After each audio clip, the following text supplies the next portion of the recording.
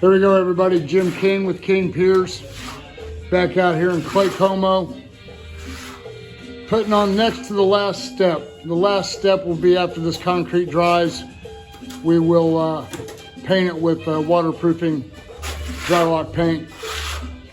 And it'll just pop. If you go back to the first video of me standing next to this wall was caving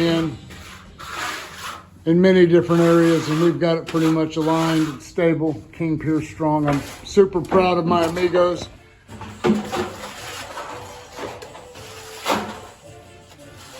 There you go. Watch this man right here to show you how it's done.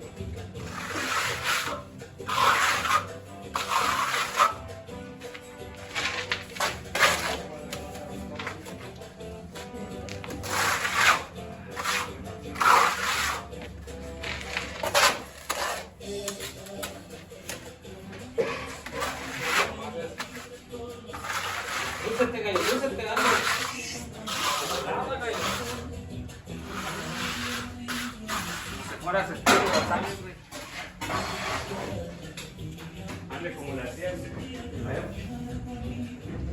Andaba. Ajá.